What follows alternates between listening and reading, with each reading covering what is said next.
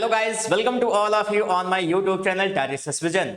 Last class में हमने बात की है कि किस तरीके से चार्ल्स सेकंड को फिर से एक बार जॉर्ज मॉन्क नाम के एक मिलिट्री जनरल ने इनवाइट किया और कहा कि आप आइए और फिर से यहां पर मोनार्की को स्टैब्लिश करिए। और यही आउटकम होता है कि चार्ल्स सेकंड 1660 में फिर से इंग्लैंड के राजा बनते हैं। इसके पहले उनके फादर चार्ल्स फर्स्ट को 1649 में एग्जीक्यूट कर दिया गया था। अब यहां पर चार्ल्स सेकंड का शासन शुरू होता है और चार्ल्स सेकंड ने अपने शासन के शुरुआत में ही सबसे पहले क्या किया कि वैसे तो वो एक हंसमुख इंसान था, हमेशा ही मजाक में चीजों को लेना, इस तरीके से उनकी हैबिट थी। लेकिन यहां से क्या होता है कि वो अपने फादर की डेथ का बदला सबसे पहले लेना स्टार्ट करते हैं। और सबसे पहले वो लोग जो उस कॉन्स्पिरेसी में शामिल थे उनको उसने ढूंढ ढूंढ करके मरवाया। अगर वो विदेश भाग गए थे तो वहां पर एजेंट्स के जरिए उनको मरवाया जाता है। और भी कई सारी चीजें होती हैं जो चार्ल्स सेकंड के आने के साथ ही इंग्लैंड में आती हैं। कहने को तो ये रेस्टोरेशन एज है, लेकिन यहां पर कुछ भी रिस्टोर नहीं हो रहा है। तो आज की वीडियो में हम आगे बढ़ते हैं और देखते हैं कि किस तरीके से आने वाले चार्ल्स सेकंड के शासनकाल में क्या क्या चीजें ऐसी इंपॉर्टेंट हुई जिनसे उस समय की ही नहीं बल्कि आगे चलकर इंग्लैंड का जो फ्यूचर है वो गवर्न हुआ।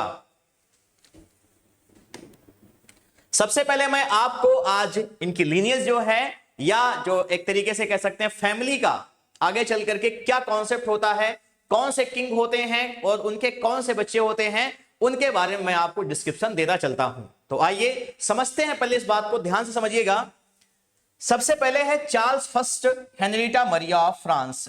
Charles first Henrietta Maria of France, ये चार्ल्स फर्स्ट, इनको 1649 में एग्जीक्यूट कर दिया जाता है। और इनकी wife Henrietta Maria of France के बारे में मैंने आपको बताया था कि 1642 में ही ये कहां चली जाती हैं, फ्रांस, मिलिट्री और फाइनेंशियल सपोर्ट के लिए। यानी उनका जो मायका था वहां से उनको ये लगा कि हम सैनिक और वित्तीय सहायता लेकर के यहां पर आएंगे। आगे बढ़िए, देखते हैं अब चार्ल्स फर्स्ट के दो बेटे। चार्ल्स फर्स्ट के दो बेटे हैं। पहले बेटे हैं इनके चार्ल्स सेकंड। चार्ल्स सेकंड जो कि 1660 यानी 1660 में इंग्लैंड की थ्रोन पर आते हैं और इस एज का नाम रिस्टोरेशन एज पड़ता है। इनकी जो पहली वाइफ है उनका नाम है कैथरीन ऑफ ब्रगेंजा, अ कैथोलिक, और ये एक पोर्चुगल क्वीन थी। मैंने आपको बताया है इनके बारे में कि क्या है, एक पोर्चुगल क्वीन है। और इन्होंने ही इन्हीं पोर्चुगल क्वीन के शादी करने पर क्या होता है कि उस समय बॉम्बे जो है आज के जमाने में जिसे हम मुंबई कहते हैं, बॉम्बे पुर्तगालियों के अधीन था और चार्ल्स सेकंड को उस समय बॉम्बे दहेज में दिया गया था। तो ये देखिए, ये कैथोलिक हैं, लेकिन इनसे इनको नो हायर यानी कोई भी वारिस इनसे नहीं मिलता है, कोई भी सक्सेसर इनका नहीं होता है। और चार्ल्स सेकंड की एक मिस्ट्रेस भी है जिनका नाम लूसी वॉल्टर है, जिनका नाम लूसी वॉल्टर है। हो सकता है वीडियो में आपको थोड़ा सा छोटा है क्योंकि पीपीटी बनाने में थोड़ी सी प्रॉब्लम हो रही थी वर्ड्स को लेकर के, तो आप समझिएगा कि क्या है, लूसी वॉल्टर जो कि एक मिस्ट्रेस हैं, इनसे इनको एक इलइस्टिमेट बेटा हुआ है। कैसा, एक नाजायज बच्चा है इनका जिसका नाम जेम्स स्कॉट है। क्या नाम है, जेम्स स्कॉट, जिसे हम ड्यूक ऑफ मनमथ कहते हैं, ड्यूक ऑफ मनमथ। और इसी को अर्ल ऑफ शाफ्ट्सबरी नाम के आदमी ने क्या किया, टेम्प्ट किया, भड़काया कि तुम अपने पिता के खिलाफ विद्रोह कर दोगे।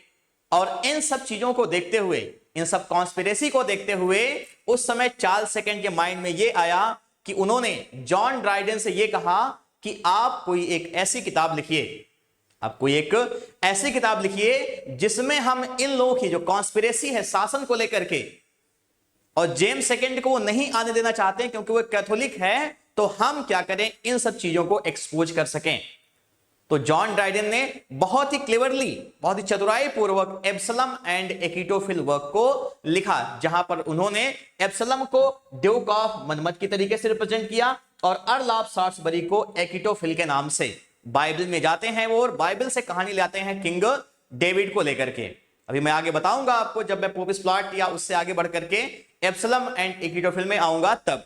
अब आगे आकर के ये दूसरा वाला इनके बेटे का लीनियज देखते हैं किस तरीके से है। जेम्स सेकंड जो कि एक अबोर्ड कैथोलिक थे। अबोर्ड कैथोलिक का मतलब इन्होंने यानी जन्म तो इनका कैसे हुआ है, प्रोटेस्टेंट के तौर पर, लेकिन आगे चल करके ये रोमन कैथोलिसिज्म को एक्सेप्ट कर लेते हैं। ये एक अबोर्ड कैथोलिक होते हैं। तो इनकी जो पहली वाइफ है उनका नाम क्या है, एन हाइडे।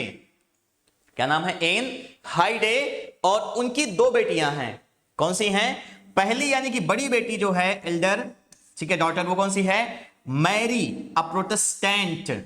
मैरी जो है वो क्या है, प्रोटेस्टेंट है। और यही क्या है, the legal heir of throne, समझ रहे, यानी जो है लीगल यानी संवैधानिक रूप से असली उत्तराधिकारी इन्हीं को होना था। क्योंकि आप यहां देख सकते हैं कि जेम्स स्कॉट यानी ड्यूक ऑफ मनमथ क्या है, वो एक इलिजिटिमेट बच्चा है, नाजायज है। तो यहां से कोई भी क्लेम चार्ल्स सेकंड का थ्रोन को लेकर के नहीं हो सकता है। एक तो पहली जो वाइफ है कैथरीन ऑफ ब्रगेंजा, उनसे कोई बच्चा नहीं है। और दूसरा जो मिस्ट्रेस है लूसी वॉल्टर, उनका बेटा तो है लेकिन वो कैसा है, इलिजिटिमेट है, तो उसे हम शासन में इंक्लूड नहीं कर सकते हैं। ऐसा वहां का रूल था। अब यहां पे आप देखिए, जेम्स सेकंड एन हाइडे से शादी हुई और इनकी दो बेटियां पहले हुई, क्वीन मैरी और एन। क्वीन मैरी की शादी हुई थी विलियम ऑरेंज से, विलियम ऑरेंज, याद रखिएगा ये नाम, ठीक है, डच यहां पे रूलर था ये विलियम ऑरेंज, उससे इनकी शादी होती है। और दूसरी बेटी इनकी होती हैं एन। तो मैरी यहां पर क्वीन बन जाती हैं, इन्हीं के साथ में ही 1689 से लेकर के 94 तक, 1689 से लेकर के 94 तक क्वीन मैरी और इनके पति विलियम ऑरेंज का ज्वाइंट रूल स्टार्ट होता है इंग्लैंड में। लेकिन 94 में क्वीन मैरी की डेथ हो जाती है, समझ रहे हैं। क्वीन मैरी और उनके हस्बैंड विलियम ऑरेंज का शासन शुरू हो रहा है, लेकिन 94 में क्या होता है कि इनकी डेथ हो जाती है, किसकी, क्वीन मैरी की। उसके बाद इनके हस्बैंड अकेले विलियम ऑरेंज यहां पर रूल करते हैं। और कब तक, 1702 तक, 1702 तक, क्योंकि 1702 में फिर क्वीन एन उनकी डेथ के बाद अगली शासिका यहां की बनती हैं। अब यहां पे देखिए जेम्स सेकंड, अब यहां पे क्या है, जेम्स सेकंड का दूसरा, यानी एक तो शादी उनकी किससे हुई है, एन हाइडे से, दूसरी शादी इनकी लीगल थी किससे, मैरी ऑफ मॉडेना से, मैरी ऑफ मॉडेना। और इनको एक बच्चा होता है James Francis Edward Stuart, James Francis Edward Stuart. अभी तक सब कुछ सही था शासन में।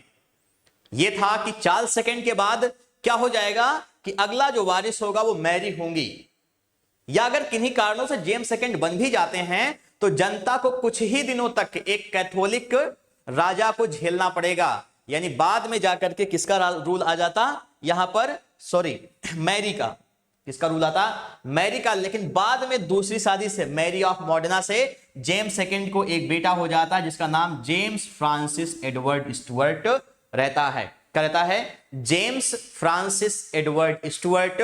और जेम्स सेकंड ने यह मान लिया था कि हम क्या करेंगे, हम इस बच्चे को क्या करेंगे कि हम इसको एक कैथोलिक के जैसे ही, ठीक है, कैथोलिक के जैसे ही क्या करेंगे, इसे हम पाल पोस करके बड़ा करेंगे।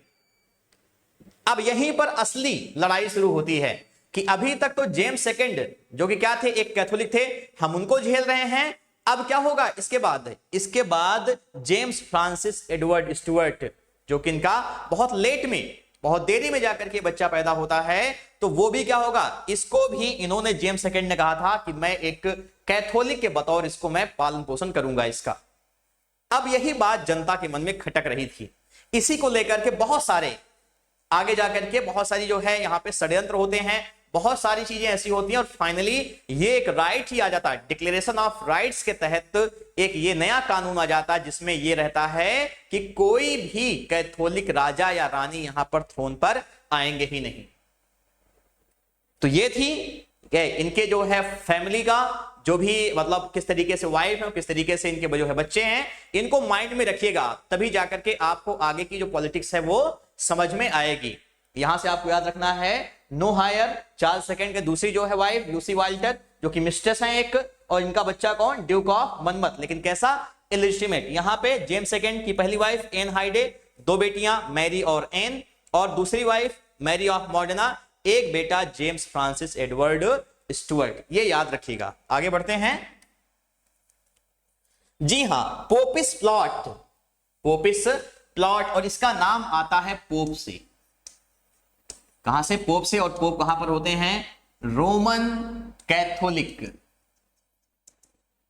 पोपिस प्लॉट, या इसे हम फिक्सियस प्लॉट भी कहते हैं, याद रखिएगा। कैसा प्लॉट?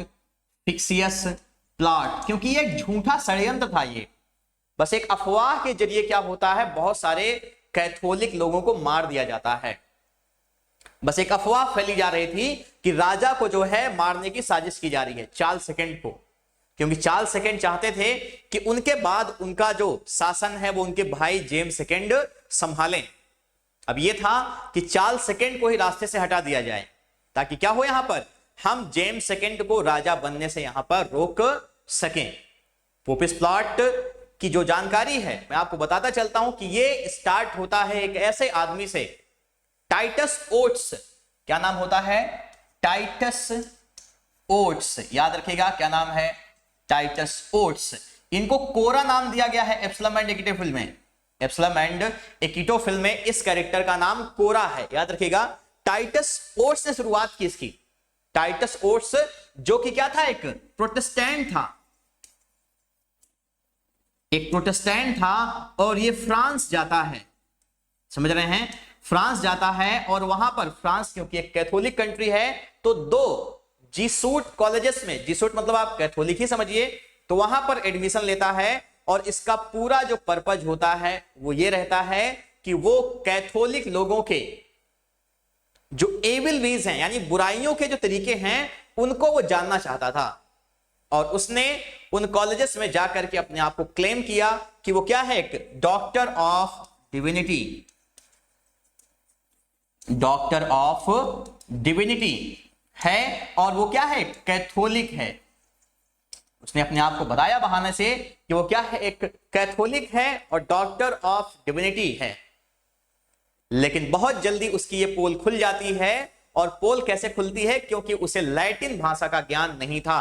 क्या होता है? उसे लैटिन भाषा का नॉलेज नहीं था, ज्ञान नहीं था। इस वजह से वो पकड़ा जाता है और उसे दोनों कॉलेजेस से रस्टिकेट कर दिया जाता है।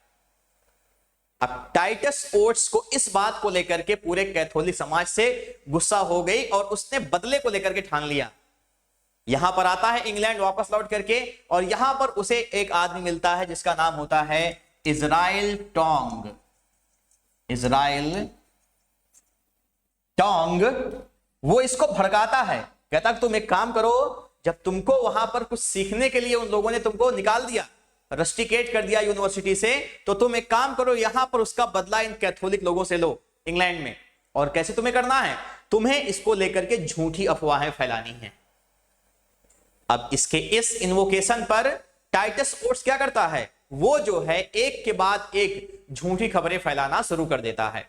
और वो क्या कहता है? सबसे पहले उसने ये अफवाह फैलाई कि चार्ल्स सेकंड को जेम्स सेकंड मारना चाहते हैं। जेम्स सेकंड मारना चाहते हैं क्योंकि वो राजा बनना चाहते हैं। कहीं ऐसा ना हो कि चार्ल्स सेकंड अपने बेटे ड्यूक ऑफ मनमथ को, जो कि उनका एक इलिजिटिमेट बच्चा है, उसको वो गद्दी पर ना बैठा दें। अब ये अफवाह फैलना शुरू हो गई पूरे राज्य में कि जेम्स सेकंड वो अपने जो है भाई को मारना चाहते हैं। ये राजा के बातों जो है कानून पड़ी, अभी उसने ध्यान नहीं दिया। फिर उसका एक अगली अफवाह उसने फैलाई। अगली अफवाह उसने क्या फैलाई? उसने कहा कि राजा को मारने में, चार्ल्स सेकंड को मारने में जो उनकी वाइफ है कैथरीन ऑफ ब्रेगेंजा, जो कि कैथोलिक हैं, उनका भी हाथ है। वो भी उनको मारना चाहती हैं और जहर दे करके मारेंगे उनको वो। अब राजा जो है वो इस बात को लेकर के बिल्कुल भी बहुत ज्यादा उसमें वो ध्यान नहीं देता है, टेंशन नहीं देता, लेकिन तभी एक मामला अटक जाता है।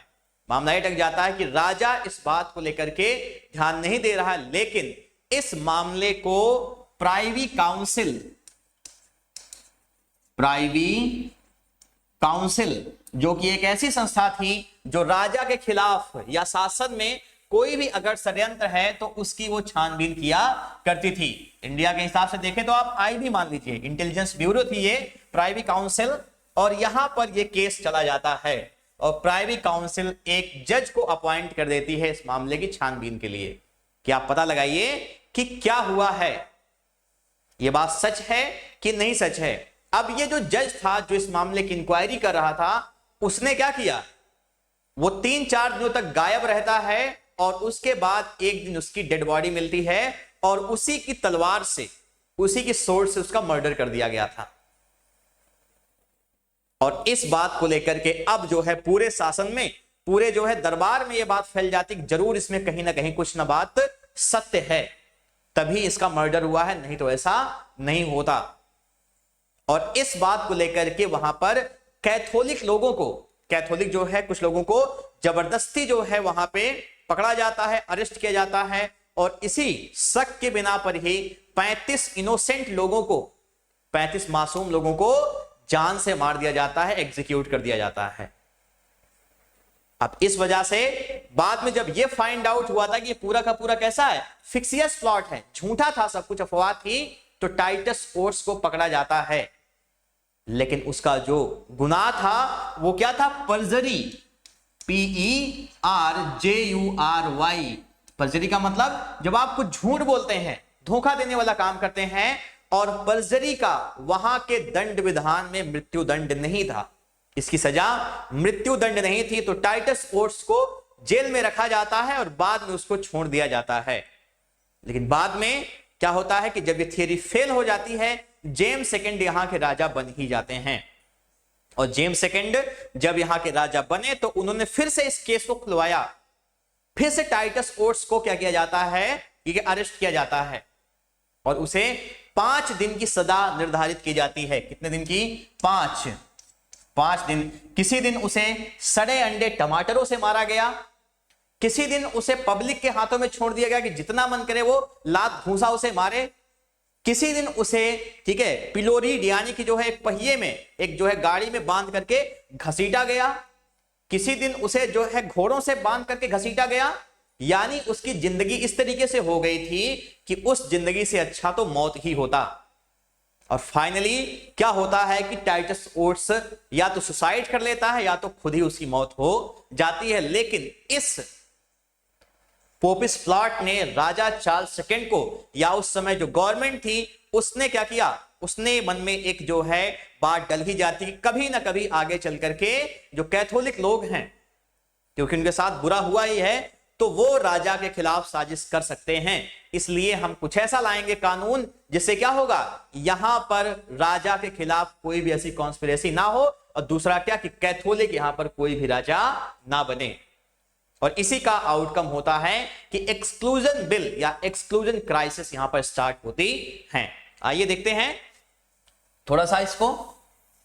अब देखिए, initiation of Henry VIII about the reformation of church led a bridge into Catholics and Protestants. यानी हेनरी VIII जब शासन पर आए 1509 में, और उसके बाद उनकी वाइफ जो कैथरीन ऑफ एरागॉन थी, उनसे उनका जब क्या हुआ कि ये जो है डिवोर्स होने की बात आई, और उसके बाद जब चर्च तैयार नहीं हुई तो उन्होंने क्या किया, जो सब कुछ भंग कर दिया, अपने यहां पर वो प्रोटेस्टेंट धर्म को अपना लेते हैं। यहीं से शुरुआत होती है किसकी, कैथोलिक और प्रोटेस्टेंट्स के बीच की लड़ाई की।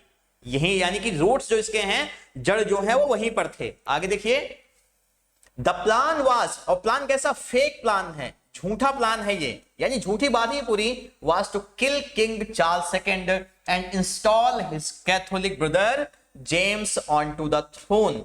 क्या है कि इनको मार करके हम जेम्स सेकंड को क्या करेंगे, थ्रोन पर, गद्दी पर बैठाएंगे। लेकिन सारी बातें कैसी हैं, झूठी हैं, कोई भी सच्चाई इसमें नहीं है। अलॉन्ग विद जेम्स, जेम्स के साथ साथ क्या था, अमंग दोज इंप्लीकेटेड, यानी जिनके ऊपर जो है शक जाता है वो कौन थे, वह सेवरल हाई रैंकिंग जीसूट प्रीस्ट। जीसूट मतलब क्या, कैथोलिक, कई सारे कैथोलिक पुजारियों के ऊपर भी शक जाता है। And even Charles wife and queen Catherine of Braganza. समझ रहे हैं, और कौन कौन, यहां की चार्ल्स की जो वाइफ हैं कैथरीन ऑफ ब्रेगेंजा, उनके ऊपर भी, जो कि पोर्चुगल की क्वीन हैं, who was also a Catholic, जो खुद क्या थी, एक कैथोलिक थी। टाइटस ओट्स, ये नाम याद रखेगा, कौन सा नाम है, टाइटस ओट्स। और आगे चल करके इसका नाम एप्सिलम मैग्निफिकोफिल में कोरा रखा गया है, किसके द्वारा, जॉन ड्राइडन के द्वारा। एन एंग्लिकन क्लर्जी, एक ऐसा था, एक एंग्लिकन क्लर्जी था, प्रोटेस्टेंट धर्म का था, was expelled from Jesuit colleges in France। इसको क्या किया गया? रस्टिकेट कर दिया गया, एक्सपेल कर दिया जाता है 2 जीसूट कॉलेजेस से। कहां में? फ्रांस में। Because he didn't know Latin, क्योंकि उसे लैटिन भाषा का ज्ञान नहीं था। ही क्लेम्ड, उसने दावा किया, himself to be a doctor of divinity, वो क्या है? डॉक्टर ऑफ डिविनिटी है। It was an excuse to study the evil ways of Catholics, यानी ये महज एक बहाना था कि किस तरीके से जो एविल वेज हैं कैथोलिक्स की, उनके बारे में हम पढ़ाई कर सकते हैं। अब आगे देखिए क्या है। इजराइल टोंग, ये नाम भी याद रखिएगा, इजराइल टोंग इन्वोक्स ओट्स, ये इसको इन्वोक करता है। King does not pay attention, राजा ध्यान नहीं देता है। But the matter was sent to privy council, लेकिन जो मामला होता है वो प्राइवी काउंसिल में चला जाता है। अब प्राइवी काउंसिल क्या करती है? द मजिस्ट्रेट एक जज को अपॉइंट करती है जिसका नाम होता है जस्टिस सर एडमंड बेरी, याद रखेगा, justice sir Edmund Berry Godfrey, इनको अपॉइंट किया जाता है एग्जामिनिंग द केस, कि वो क्या करें? मामले की छानबीन करें। बट वाज फाउंड डेड, लेकिन वो मरे पाए गए। He was murdered by his own sword, क्या किया गया था? उनको उनकी ही तलवार से मर्डर कर दिया गया था, मार दिया गया था। अब आगे देखिए। ओट्स ऑल्सो टेल्स, ओट्स ये भी बताता है that the queen was also in the conspiracy, कि रानी खुद भी क्या है? इस षड्यंत्र में है। एंड और क्या करना चाहती हैं? wants to kill her husband through giving poison, यानी जहर दे करके वो अपने पति को मारना चाहती हैं। अब आगे देखिए। It was a totally fictitious but widely believed plot, ये पूरा का पूरा कैसा एक झूठा प्लॉट था, लेकिन वाइडली बिलीव्ड, इसके ऊपर यकीन करने के बहुत सारे रीजंस भी थे। प्लॉट इन विच, जहां पर इट वाज अलीग्ड दैट, ये जो है अलीग, आरोप लगाया गया, दैट जीसूट्स यानी कैथोलिक्स जो हैं were planning the assassination of king Charles second, कि वो क्या कर रहे हैं? चार्ल्स सेकेंड को मारने की योजना बना रहे हैं। In order to bring his Roman Catholic brother the duke of York afterward king James first second, ताकि क्या किया जा सके? ताकि जो कैथोलिक हैं वो उनके भाई जेम्स सेकेंड, जो उस समय ड्यूक ऑफ यॉर्क थे, उनको वो गद्दी पर ला सकें। अब आगे देखिए। To the throne the allegations were fabricated by Titus Oates, ये जो आरोप थे वर फैब्रिकेटेड, इनको तोड़ मरोड़ करके पेश किया गया, किसके द्वारा? By Titus Oates. Titus Oates a renegade Anglican clergyman, a clergyman who had feigned, ठीक है, जिसने बहाना बनाया था conversion to the Roman Catholic Church, कि मैं क्या हूं? अब रोमन कैथोलिक हो गया हूं church, the year before, and spent a few months as a student at 2 English seminaries abroad, कहां पर? विदेश में। From both of which he was expelled, और दोनों से क्या किया जाता है? उसको निकाल दिया जाता है। अब आगे देखिए। इनकरेज्ड बाय अ फैनेटिकली एंटी कैथोलिक, यानी इसमें सबसे बदमाश कौन है? इजराइल टोंग, जो बिल्कुल एंटी कैथोलिक है। उसने इनको क्या किया? इनको उसने इनकरेज किया। Acquaintance Israel Tonge Oates inform the government, Oates ने क्या किया? उसने गवर्नमेंट, सरकार को यह सूचना दी of the imagined plot and eventually gained access to the privy council, क्या किया? उसने झूठी मूठी बातें बताई और प्राइवी काउंसिल में पहुंच गया, where the king's questioning showed Oates to be lying, जहां पर यह हुआ कि राजा ने बहुत सारे सवाल ओट्स से पूछे और फाइनली वो ये कंक्लूजन पर आते हैं कि ये तो झूठ बोल रहा है। लेकिन इस बात पे भी क्या होता है? मामला जो है प्राइवी काउंसिल में पहुंच जाता है। बट मीनवाइल, लेकिन तभी oats also made a sort, उसने कसम खाई, डिपोजिशन ऑफ हिज एविडेंस, उस सबूत देगा इस बात का। और कब? September 28 1678 to a Westminster justice of the peace, क्या नाम है उनका? सर एडमंड बेरी गॉडफ्रे, की वो इनको सबूत देगा। And when the latter was found murdered, यानी बाद में सर एडमंड बेरी गॉडफ्रे को जब मर्डर्ड पाया गया in October, a popular panic was engendered, एक जो है पैनिक सा शासन में शुरू हो जाता है। ramifications of the plot were imagined, ठीक है, ये समझ में आ गया कि कुछ ना कुछ तो मामले में गड़बड़ी ही है। everywhere and in all about 35 innocent people, यानी 35 मासूम लोगों जिनको बिल्कुल पता भी नहीं था कि हो क्या रहा है, उनको एग्जीक्यूट कर दिया जाता है इस शक के ही आधार पर। वर एग्जीक्यूटेड, इनको एग्जीक्यूट कर दिया गया। इवेंचुअली, और उसी समय oats was discredited and the panic died down. ये भी पता चल जाता है कि बाद में कि पूरा झूठी बात थी, और ओट्स को भी क्या कर दिया जाता है, अरेस्ट कर लिया जाता है। और बाद में जेम्स सेकंड जब यहाँ के राजा बनते हैं, जेम्स सेकंड कब राजा बनते हैं, 1685। जेम्स सेकंड यहां के जब राजा बनते हैं तो उन्होंने क्या किया है, इस केस को फिर से ओपन कराया। समझ रहे हैं। अब हम आगे बढ़ते हैं पोपिस प्लॉट से अपने दूसरे एक इंपॉर्टेंट हिस्टोरिकल इंसिडेंट पर, जिसका नाम है ग्लोरियस और द ब्लडलेस रिवॉल्यूशन, जिसको हम अपनी किताबों में पढ़ा करते थे, हिंदी की किताबों में रक्त विहीन क्रांति, जहां पर रक्त की एक बूंद तक नहीं गिरी। और ये कब होता है, 1688 में, और किसके खिलाफ, राजा जेम्स सेकंड के खिलाफ में। यानी 3 साल उनको शासन में आए हुए हुआ था। जेम्स सेकंड वर्सेस इन्हीं के ही दामाद विलियम ऑरेंज और उनकी बेटी कौन, मैरी। इसकी जेम्स सेकंड की बेटी और विलियम ऑरेंज की वाइफ। इन दोनों ने मिलकर के क्या किया हुआ था, इस ग्लोरियस या ब्लडलेस रिवॉल्यूशन को अंजाम दिया हुआ था। अब देखिए यहां पे क्या है, इन 1685 1685 में James second ascends the throne. James second क्या करते हैं, वो शासन में आ जाते हैं, गद्दी पर बैठते हैं। James second supported the freedom of worship for Catholics, यानी जेम्स सेकंड ने क्या किया, उन्होंने फ्रीडम ऑफ वर्शिप यानी पूजा की, किस तरीके से आपको जीसस क्राइस्ट को वर्शिप करना है, उसकी आजादी कैथोलिक लोगों को दी। और यही नहीं, अपने हिसाब से उन्होंने कैथोलिक ऑफिसर्स की भी नियुक्ति शासन में करनी शुरू कर दी। देखिए, एंड अपॉइंटेड कैथोलिक ऑफिसर्स, और क्या किया, कैथोलिक ऑफिसर्स को अपॉइंट किया टू द आर्मी। किसमें, आर्मी में। ही established close ties with France, उन्होंने फ्रांस जो कि कैसी कंट्री है, कैथोलिक कंट्री है, उन्होंने उससे बहुत ही नजदीकियां बढ़ाई। And his relationship with parliament, parliament कौन, जहां पर किसका दबदबा है, विग का, और यहां पे कैसे लोग हैं, कॉमन वाले, ठीक है। पार्लियामेंट ऑल्सो बिकेम टर्स, इससे इनका रिश्ता क्या हुआ, गड़बड़ हो गया। राजा की जो है जो संबंध थे पार्लियामेंट से, वो क्या हुए, खराब होने स्टार्ट हो जाते हैं। यानी कुल मिलाकर सिचुएशन कैसी बन जा रही है, जैसा चार्ल्स फर्स्ट के साथ में हुआ था। अब देखिए, इन 1687 1687 में King James second issued a declaration of indulgence. इन्होंने क्या किया, इशू किया एक declaration of indulgence which suspended penal laws against Catholics. इसका मतलब क्या है कि इन्होंने एक ऐसा कानून ले आया जिसकी वजह से क्या हुआ, कैथोलिक लोगों ने अगर कोई गलती भी की है, कोई गुनाह, कोई क्राइम किया है, तो उससे इनके खिलाफ कोई कार्यवाही नहीं की जा सकती है।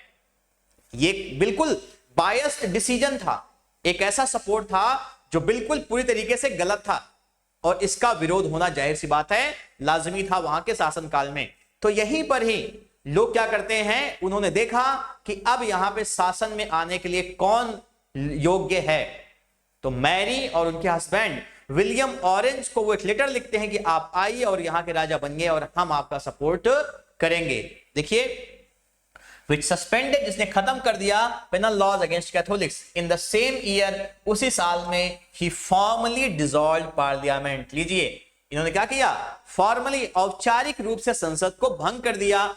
एंड अटेम्प्टेड, और प्रयास किया, to create a new parliament, ठीक है, एक नई संसद का, that would support him unconditionally, जो क्या करेगी, उनको सपोर्ट करेगी बिना किसी शर्त के। मतलब कुल मिलाकर के इनका जो शासनकाल है वो एक डिक्टेटरशिप जैसा होता जा रहा है कि हम जो चाहेंगे वही करेंगे, कोई हमें रोक नहीं पाएगा। जिस तरीके से आपको याद होगा कि हेनरी राजा थे 1170 में, और उन्होंने क्या किया, कैंटरबरी का जो क्या है, बिशप, या आप कह सकते हैं कि आर्क बिशप की जो पोस्ट है वो अपने ही दोस्त टॉमस बेकेट को इसीलिए बनाया ताकि वहां पे उस समय चर्च प्रधान हुआ करती थी, वो उनके मामले में कोई हस्तक्षेप ना करे, और यहां पर ये खुद एक अपनी अलग पार्लियामेंट बनाने की कोशिश कर रहे हैं जहां पर उनके खिलाफ कोई भी खड़ा ना हो। ये बिल्कुल एक गलत डिसीजन था, लेकिन और इसी का आउटकम होता है ग्लोरियस रेवोल्यूशन का। अब आगे देखिए, मैरी उनकी बेटी, हिज डॉटर अ प्रोटेस्टेंट, ये क्या थी Protestant, was legal heir of the throne. मैंने आपको बताया है कि क्या थी, वो एक वास्तविक उत्तराधिकारी थी इनकी गद्दी की।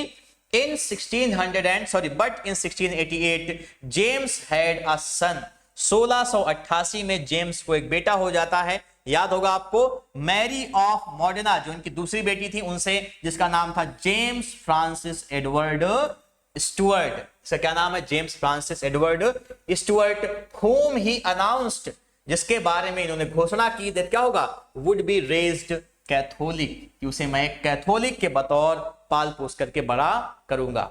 और यही बात जनता को बुरी लग जाती है, और क्या होता है देखिए, the problem of British throne was once again raised, एक बार फिर से क्या हुआ, ब्रिटिश थ्रोन की जो प्रॉब्लम थी वो फिर से स्टार्ट हो गई कि ये तो गड़बड़ है, ऐसा कैसे हो जाएगा।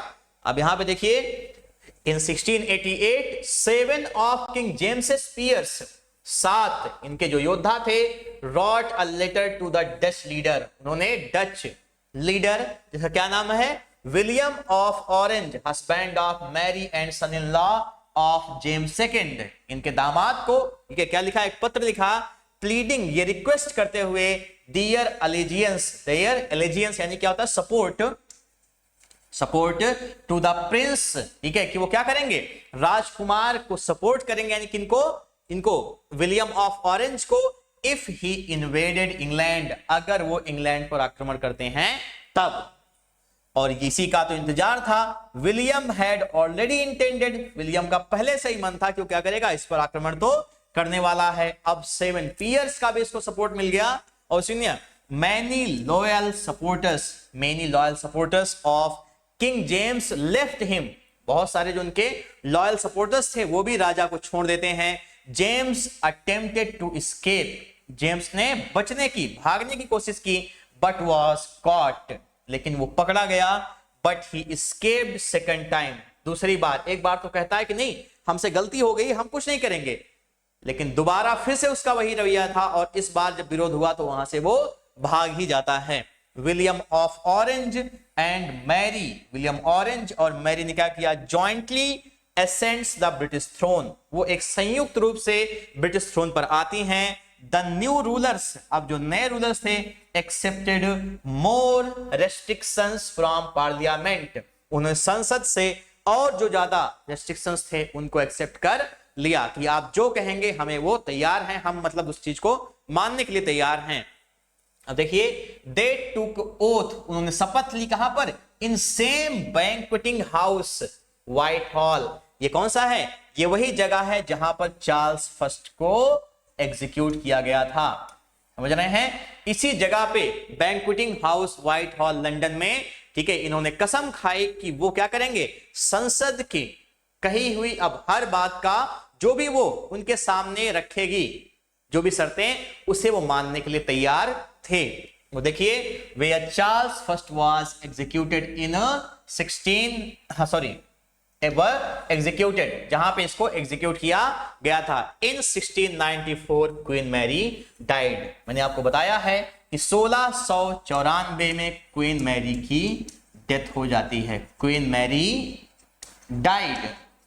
और 1694 टू 1702 तक विलियम ऑरेंज का शासन रहता है। उसके बाद 1702 से लेकर के 1707 तक किसका होता है, एन का, लेकिन कैसे, इंग्लैंड और स्कॉटलैंड पर सेपरेटली, इंग्लैंड और स्कॉटलैंड पर सेपरेटली। 1707 में क्या आता है, एक्ट ऑफ यूनियन, मैं बताऊंगा आपको, एक्ट ऑफ यूनियन, यानी इंग्लैंड और स्कॉटलैंड दोनों एक हो जाते हैं। तो 1707 से लेकर के 1714 तक, या आप कह सकते हैं 12 तक क्या होता है, किसका रूल रहता है, या 14 मेरे ख्याल से है, 2 या 4 अभी क्लियर हो जाएगा, वहां पर क्वीन एन का शासन रहता है। समझ रहे हैं? 1702 से 1707 तक सेपरेटली, उसके बाद एक्ट ऑफ यूनियन, फिर यहां से ज्वाइंट रूल स्टार्ट हो जाता है किसका? क्वीन मैरी, और यही स्टुअर्ट डायनेस्टी की आखिरी रूलर थी। इनके बाद सत्ता जो है, क्योंकि ये भी कैसे रहती, इनको कोई बच्चा नहीं होता है, जो बच्चे हुए भी वो मिसकैरेज हो गया, और बाद में सत्ता जो है वो चली जाती है किसके हाथों में? जर्मनी के सोफिया फैमिली को ट्रांसफर हो जाती है। तो ये है इनको लेकर के बातें कि किस तरीके से ब्लडलेस रेवोल्यूशन या ग्लोरियस रेवोल्यूशन वहां पर होती है। पूरा जो विलियम ऑरेंज का जहाजी बेड़ा था, नेवी जो थी, मरीन पावर, वो वहीं पर इंग्लिश चैनल पे ही खड़ी थी। इवन वहां उसने अपने कदम भी जो है नहीं बढ़ाए थे यहां पे, और राजा जो होता वो डर करके वहां से भाग जाता है।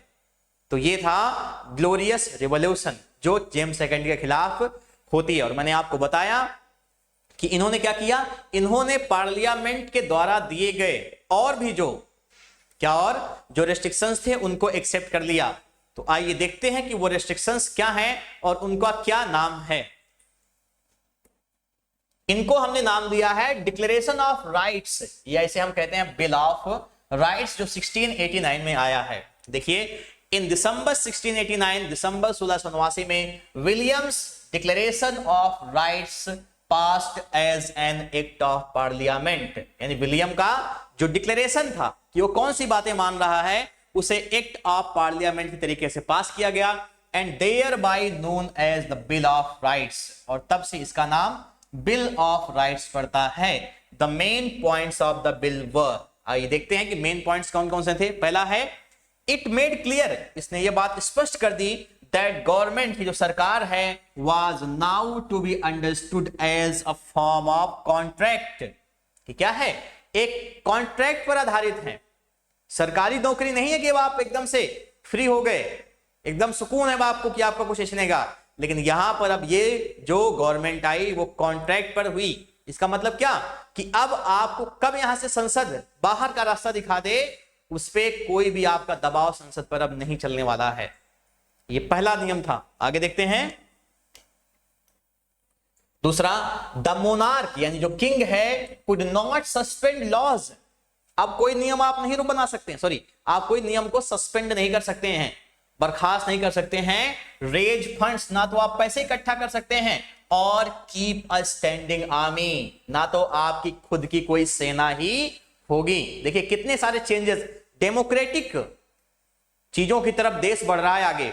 Standing army without the consent of parliament, किसकी सहमति के बगैर, संसद की सहमति के बगैर, और prevent subjects from petitioning it, और क्या, ना तो आप सब्जेक्ट यानी प्रजा को रोक सकते हैं इसके खिलाफ याचिका दायर करने में। आगे देखिए, द सेम डॉक्यूमेंट, और यही जो दस्तावेज हैं वुड बी साइटेड, वो साइट किए जाएंगे by colonists in 13 British colonies in North America, यानी नॉर्थ अमेरिका का जो क्षेत्र है वहां पर यही डॉक्यूमेंट, यही राजा का नियम होगा, यही पार्लियामेंट के रेस्ट्रिक्शंस होंगे। वो 13 जो कॉलोनीज हैं नॉर्थ अमेरिका में, वहां पर भी यही शासन अब चलेगा इसी के हिसाब से। अब आगे देखिए, asserting their rights to representation in parliament, ठीक है, और क्या था, इन्होंने दावा किया कि उनका क्या है, their rights to representation in parliament।